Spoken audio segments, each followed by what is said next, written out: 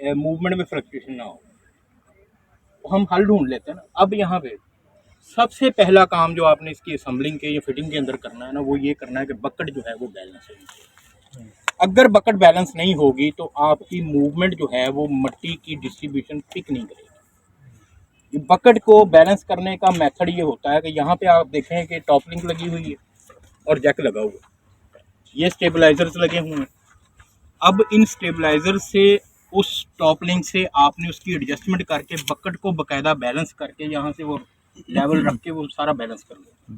उसके बाद आपने जो ट्रांसमीटर है आपका, उसको जो बेंचमार्क के तौर पे वहाँ रखा है उसको आपने बैलेंस करके रखना है। विदाउट बैलेंस बेंचमार्क नहीं होगा। अब ये जो आपका रिसीवर लगा है, अब यहाँ पे आप एक बात गौर करें कि धूप की शिद्दत आप सब देखें, लाइट बहुत है, तो जो धूप की रेडिएशन है वो इसकी रेडिएशन को अफेक्ट करेगी।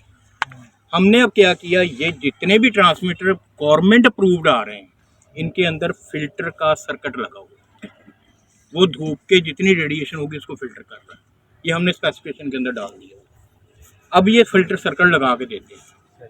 आप किसी कॉमन बंदे से जाके लेज़र खरीदें या गवर्नमेंट के अप्रूव्ड बंदे से खरीदें, दोनों के रेट में फ़र्क होगा। क्यों? क्योंकि वो इसके अंदर सर्किटिंग ज़्यादा करते हैं। अब यहाँ पे तरीकाकार इसका ये होगा कि जब आपने इसको फिट करना है ना, फिटिंग के बाद आपने इसकी लाइन ऑफ कॉलिमेशन को एक करना है। उसका क्या तरीका वो भी लड़का आके दिखाएगा कैसे करना है।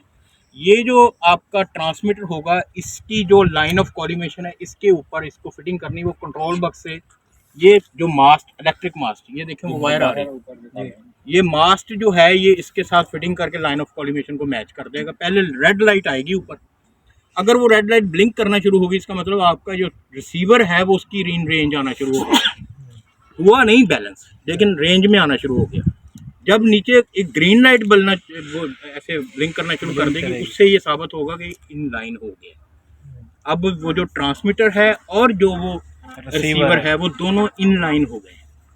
अब वहाँ से आपने ये समझ लिया कि मेरा जो ये सिस्टम है ये एक लाइन बन गई है जिससे वो सिस्टम रिस्पॉन्स कर रहा है।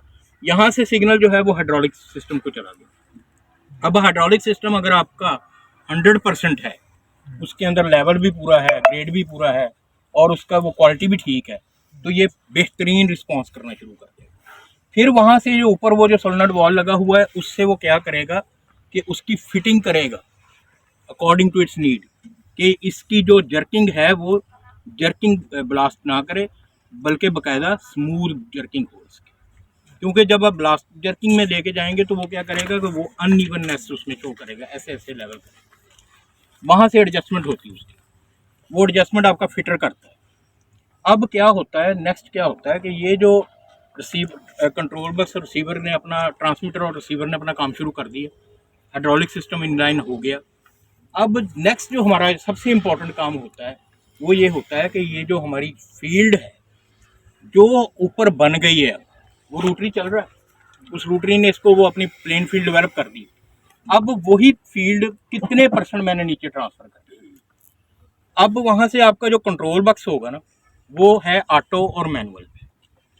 जो आपका ऑपरेटर है, ऑपरेटर कौन है यहाँ? एक मिनट बात सुनिए, ऑपरेटर से आप पूछें कंट्रोल बक्से का काम की काम है जी कंट्रोल बक्स ਦਾ ਜੀ ਇਹ ਕੰਮ ਹੈ ਕਿ ਉਹਦੇ ਪਹਿਲੇ ਔਨ ਇੱਕ ਬਟਨ ਲੱਗਾ ਹੈ, ਔਨ ਹੁੰਦਾ। ਤੁਸੀਂ ਸਿਰਫ ਇਹ ਦੱਸੋ ਇਹ ਕਰਦਾ ਕੀ? ਇਹ करता है जी कि एक कंट्रोल रखता है सारे सिस्टम में। अब देखें उनकी बात उनको नहीं है, हम उनको डाउन कर रहे हैं, जितना उनको पता उन्होंने बता दिया। लफ्ज़ इनका है कि कंट्रोल करता है।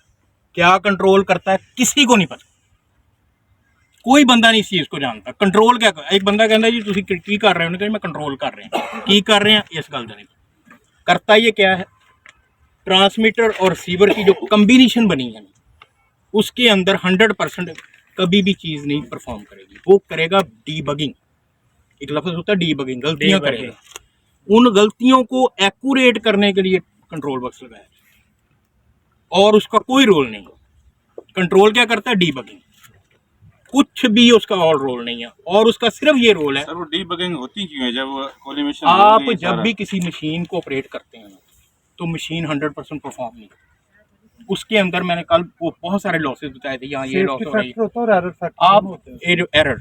अब देखें ये जो ट्रांसमीटर बना है ना इसका 0 एरर भी है, आप वर्नियर कैलिपर यूज़ करते हैं ना, वर्नियर कैलिपर का जीरो एरर अगर आप कंसिडर ना करें आपकी रीडिंग रॉन्ग आएगी।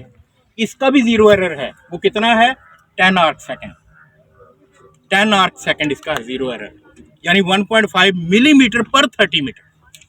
यानी अगर ये 30 मीटर पे खड़ा होगा डिस्टेंस पे तो 1.5 मिलीमीटर की ये गलती कर रहा होगा। यानी कोई भी मशीन जो है इलेक्ट्रॉनिक्स की खास तौर पे वो बगिंग, उस इलेक्ट्रॉनिक्स की मशीन की गलती को बगिंग डीबगिंग कहते हैं। इसमें कोई भाम वाली बात नहीं है, ये कोई अजीब सी बात हो रही है। लूम चल रही है, लूम की शटल काम नहीं कर रही, उसको कहते हैं मैकेनिकल लॉस, मैकेनिकल ठीक नहीं परफॉर्म, ये इलेक्ट्रॉनिक लॉस। तो उसको डीबग करने के लिए वो कंट्रोल बक्स जो है इट ओनली कंट्रोल्स द डीबगिंग्स। अब क्या उसका मैनुअल परफॉर्मेंस क्या है कि जब आपने एक लेवल डिसाइड कर दिया कि ये वाला मेरा लेवल है, इस पे मैंने लेवल करना है, वो लेवल डिसाइड होता है आपके सप्लाई ऑफ वाटर से, या वो जो ज़मीनें ऊंची हैं नीची हैं। अब यहाँ पे जब आपने वो लेवल डिसाइड करके इसको ऑटो कर दिया, ऑटो का मतलब क्या होता है जी, अब ये खुद काम कर, इसको बता दिया गया कि ये चीज़ है। अब अगर इसका जो 190 सेंटीमीटर का एरिया जो मैंने बताया था कि उससे इसको आउटर नहीं होना चाहिए इसकी लाइन ऑफ कोऑर्डिनेशन, अगर वो रास्ते में जाके मट्टी में फंस जाते हैं तो ये इसको मैनुअल करके निकाल लेते हैं। मैनुअल नहीं जो जेड़ा उससे लगवाया नहीं कि हाँ ठीक है, सुनिए सुनिएगा, वो या बटन उत्ते करना है, थोड़ा जा करा मिट्टी छाड़ देनी है, फिर वो बटन छाड़ करा अपनी जगह। ठीक हो गया जी, इन्होंने अपना काम कर दिया, वो हमारा काम भी हो गया ठीक हो गया। अब मैंने कल एक बात बताई थी, अगर कोई लैंड 1.2 की वैल्यू आई, अगर कोई लैंड 1.2 की रीडिंग दे रही है तो उसकी लेवलिंग की जरूरत ही नहीं।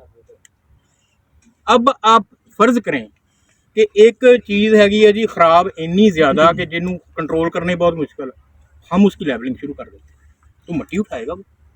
यानी लेवलिंग का एक ड्रॉप है कि या इसका जो एक खामी कह लें कि ये बहुत प्रिसाइज लैंड को लेवल करता है।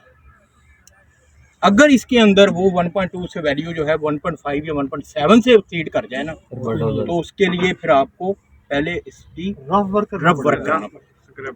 अच्छा सर, इसमें एक चीज़ जी जी, ट्रैक्टर की स्पीड, ट्रैक्टर की स्पीड देखें, जब मेरी बात सुनो, ये जो आपका ऑपरेटर बैठा है ना, कहते होंगे राह पे जाने तो वहाँ पे जाना, ये जो ऑपरेटर बैठा है ना वहाँ पे आपका, इस ऑपरेटर ने ये देखना है कि अगर मैंने ये स्पीड की तो मेरा लॉस क्या होगा, मैं किस चीज़ को कंट्रोल कर रहा हूँ। इसको दो बंदे कंट्रोल कर रहे हैं, एक कंट्रोल बक्स कंट्रोल कर रहा है, खुद वो ड्राइवर कंट्रोल कर रहा है। उसको अंदाज़ा होता है कि ये वो देख, जो अच्छा ड्राइवर या अच्छा ऑपरेटर होता है ना, वो सबसे पहले आपके कॉर्नर पे खड़ा होगा, वो ऐसे ज़मीन को ना ऐसे जायज़ा ले रहा होगा, बैठ के भी देखते हैं, वो बैठ के भी कुछ देखेंगे, बिल्कुल ठीक कह रहे हैं। वो एक बाकायदा एक ना, वो जो पुराने मेथड थे वो एम ही नहीं थे जो बुजुर्गों ने बनाए हुए थे, वो बाकायदा वहाँ पे जायज़ा ले रहा होता है उसका। जब वो जायज़ा उसका जितना बेस्ट होगा उसकी स्पीड बेहतर होगी उसकी। तो ये स्पीड जो होती है इनका जायज़ा होता है, कोई स्पीड का ताल्लुक लेवलिंग से नहीं। अगर आपका ऊपर जो डिज़ाइन आपने कर दिया उसका, देखे ना वो पूरा रे बना रहा है, पूरी वो एक घूमता जा रहा है, कभी इसको स्ट्राइक कर रहा है कभी नहीं कर रहा, कभी नैनो सेकंड्स के अंदर वो मूव कर रहा है। 600 आरपीएम होते हैं उसके। अब 600 आरपीएम पे एक चीज़ चल रही हो तो बार बार स्ट्राइक कर रही है। अब कहने से मुराद ये है कि जब इसने ऑपरेट करके इसको ऑटो कर दिया ना तो इसको ऑटो पे ही रहने देना चाहिए। अब अगर ये ऑटो पे नहीं रखते, मैनुअल पे करके उसको आउट करके फिर उठा लेते हैं, आपकी लेवलिंग आउट होगी। अब इस लेवल पे कर रहा है